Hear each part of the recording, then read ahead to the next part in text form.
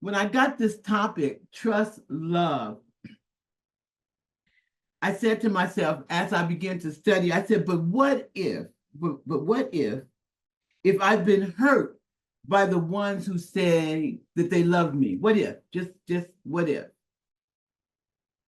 What if I've had my heart broken over and over and over again, looking for love in all the wrong places?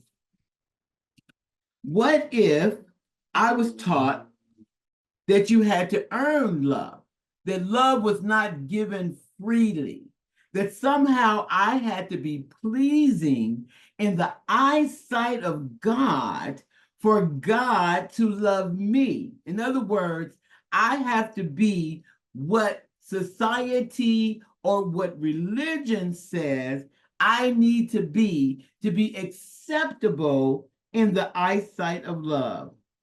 What if God doesn't love me because of some of the choices that I've made? Because, we've all made some choices that sometimes we look back on our choices and we know that that might not have been the right choice or the choice for our highest good. So how can I trust love if I've been abandoned and have issues from people who say that they love me, but when I needed them the most, when I really wanted to count on them, they left me? What if I feel or I've been taught that I am unlovable by those who are supposed to love me? How can I trust love? How can I trust love when I say I love you and you don't say you love me back? Because sometimes love hurts. And how can I trust love if when I have blamed love for everything that has gone wrong in my life, and now you're asking me to trust the thing that I feel that has hurt me? How am I going to trust that love again? Ooh. And the reason is because love, and listen to this real good, love had nothing to do with it. Love had absolutely nothing to do with it, because this is not how love operates. It's how we've been taught, but it is not how love operates. Even when my feelings get hurt, even when I feel like, why me? Why me? It has nothing to do with love. And I know sometimes that can be very difficult. This is the false identity of what we think love is. It's called codependency. It might be called jealousy. It might be called infatuation. That's what we call it.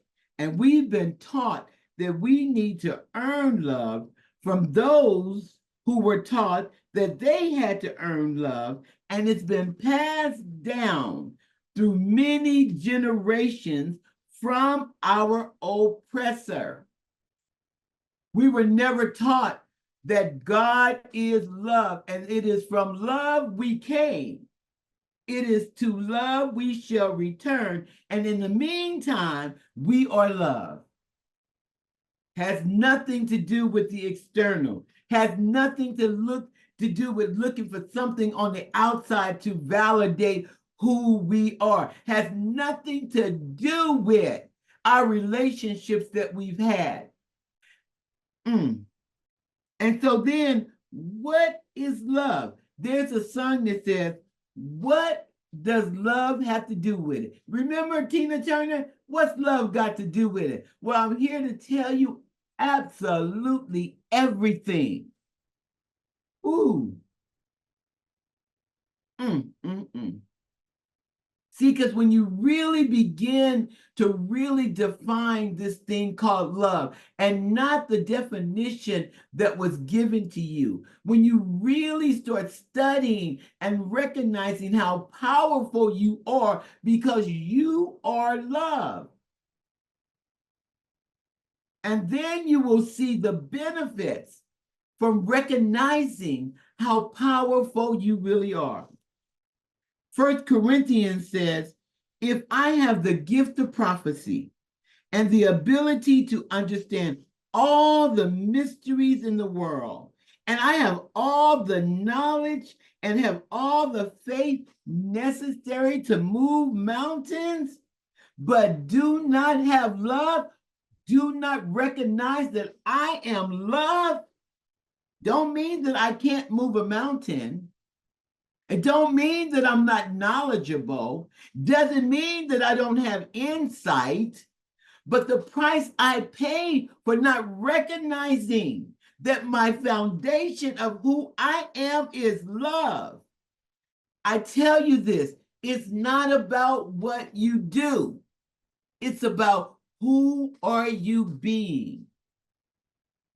So you can move a mountain, but if you don't recognize that you are love, then the price you pay for moving that mountain is that you're not connected to your source, which gives you the strength, the insight, that everything you need. And so when that mountain is moved, you can keep standing. Some of us are so exhausted. We are mentally, emotionally, physically exhausted because we still try to operate outside of ourselves. But when you recognize how powerful you are, that your foundation is love, that you are love, you are standing in love. Love is who you are. And when you operate from love, you don't get exhausted. You don't give out. You don't give in because you know you are connected to the source, which is love. Ooh. It says now, and with all these three things, faith, hope, and love, but the greatest of these is love, because love is the foundation, because you can stand on love. Because listen, with hope, and if it's not coming from love, you become hopeless. But when you recognize that it is love in all situations, because it's who I am. But see, the thing about love, the thing about God is that you have free will. So it never forces you. Only until you acknowledge it does it show up. Don't force you. If you want to make it hard, you make it hard. If you want to stay in the struggle, stay in the struggle. Because you know, some of us are victims. We live in victimhood. We live in victimhood. We love the struggle. We were given the struggle. The struggle was passed down. My mother said to me, "You are Black. You are a woman. Life is going to be hard. You've got to give more and take less." That's not what love is all about. How many times I've sacrificed for someone? That's not what love and how love shows up. That's your own choices.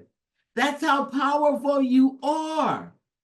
That's your choice. And then we turn around and blame it on love. You can't blame love for how many times you've had your heart broken. That's you. You keep choosing the wrong person. You keep going out there sacrificing yourself. You.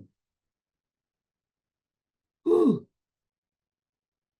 And when you recognize that, then you realize you have the power to choose again and again, but you choose from a different space. See, when I recognize I am love, I'm not going nowhere looking for love. I will attract love because the love in me will attract the love in someone else. I will find my people because we all got people. We all got people. We got people. And you know when you with your people, I know my people has nothing to do with the color of my skin, has nothing to do with my sexuality, has nothing to do with anything other than these are my people. And because I know my foundation is love, and they know their foundation is love, guess what? Ooh, see, that's when you know who you really are and not get caught up with what you have done. We go on the outside. Oh, if I get the right job, somebody's going to love me. Oh, if I get this hit record, I'm going to be loved. Oh, if my art sells, it has nothing to do with that because love just is. We've been taught we got to earn it. It just is.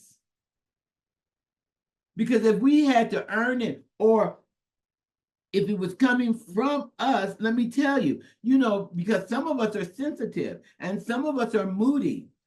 And just the day I might need your love, you might be in some sort of attitude and you don't want to give it. And then you hold the love hostage that I think I might need at that particular time. And now my feelings are hurt because you didn't give me. But let me tell you, nobody can give you what you need but you. Nobody can love you enough. Nobody can like you enough. Nobody has that much power. You might think they have that much power. You might want to give them that much power because you don't want to accept the responsibility of who you are and the choices that you made. You can't love me enough. You've seen people that they have this empty hole, and you can pour in them and pour in them, and when it's all over, I've met people, you go out on a date, and let me tell you, the first thing they say, nobody has ever really loved me. Then you need to get up, pay the bill, and say, I'm out of here. Because you're setting yourself up. Because you cannot love anybody enough. If that was true, I would have loved my children into heaven. But that's not my charge. That's not your job. Your job is to discover the love that is within you. Because love just is. There's a book that's called The Prophet. And it says, speak to us on love.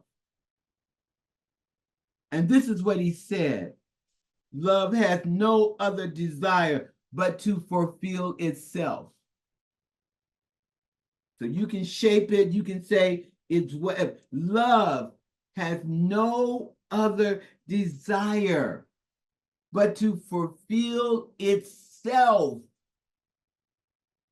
Love has no alternative motive other than to be just love. This is why you can trust it. You know how you can't, you feel like you can't trust your friends, or you can't because they're gonna use me. Love says, trust me. I have no alternative motive because my desire is nothing but fulfillment for itself. To remind you that love is all that there is. It says, but if you love and you need, and you must have needs and desires, let them be your desire. Stop blaming it on love. We're human.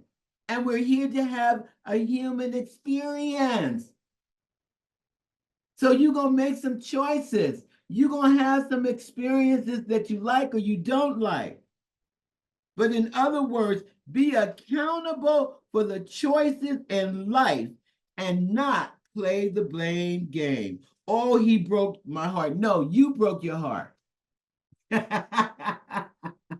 Oh, she told me that she loved me. Oh, yeah, but you knew that she didn't have enough love inside of herself. You have everything it takes. Listen, when you see people who are not capable of loving themselves, when you see people who are not gentle, it says, what is love? Love is patience. When you get with people who don't have patience, when you get with people that you see the choices that they're making, and then you're going to blame, no, honey, accept your own responsibility of the choices that you've made. And let me tell you, love is still there. Whew. To be wounded by your own understanding of love. This is when you become powerful, when you understand that I've made some choices. But love is that feeling when you know the joy of being, the joy of belonging. Listen, I belong deeply to myself. When you can belong to yourself and you're not caught up with other people's opinion of you, when you have tapped into knowing that you are loved, you walk through the world in a whole different manner. Ooh, love connects you to your own intuition, your own inner gauge, and it does not judge which direction you choose because there is nowhere that love is not. That's deep. Let me say that again. Does not judge which direction you choose. See, that's what it don't care. You love is not caught up with because you got to repeat the cycle again. Because there is nowhere you can be that love is not. Ooh, love possesses not, nor will it be possessed. Isn't that beautiful? Like you can't control love. It won't be controlled by what you're going through. It won't be controlled because you've broken your heart again. It won't be controlled because your mom could not love you the way you needed to be loved. It won't be controlled